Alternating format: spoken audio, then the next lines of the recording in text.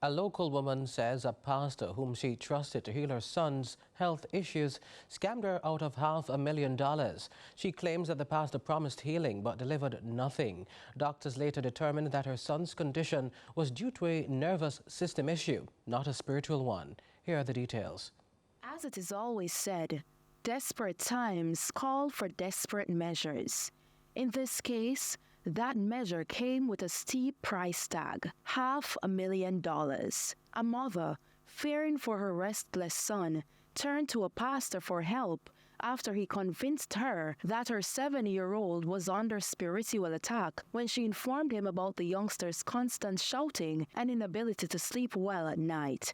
The mother, 34-year-old Michelle Thomas, sought to explain what's happened. He told me that the yard wanted to clear and Duppy somewhat in the yard, and Duppy played my son. So what happened was that I believed him because my son was behaving very strange and he was having a lot of sleepless nights and all of that. I bring him to churches, different churches, and they prayed for him and so and all of that. So when I spoke to him, he told me that it's a spiritual problem. Promising to bring deliverance, he quoted her this price: $540,000. For most Jamaicans, that sum far exceeds their monthly income. But the desperate mom, while acknowledging the exorbitant cost, was willing to pay for the promise of healing and restoration. I told him that was so much, and I asked him if I can pay him by half and half, and he told me that's okay. So I end up paid the money in quarters.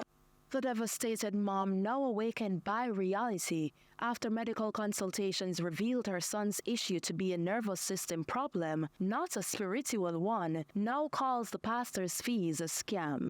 Baby gonna be sleeping prop good and everything will be in your household good. Nothing. The problem was still there. These pastors nowadays, they're misleading other people. You understand? And they can't be doing that. Because if you say you're going to help somebody and then know, when you take a stock, you can't, within yourself, like you can't help somebody and then you take them for food. It doesn't make no sense. What kind of pastor are you? Everything when I'm saying I'm going to do, him never do it.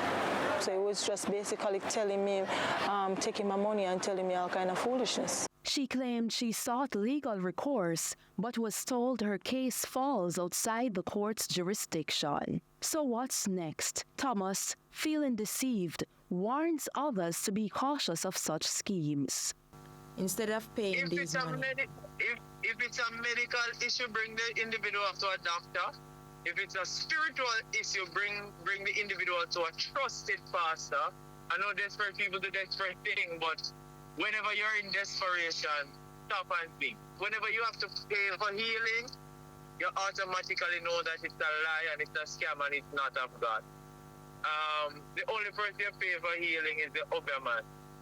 And he doesn't really have power to heal either.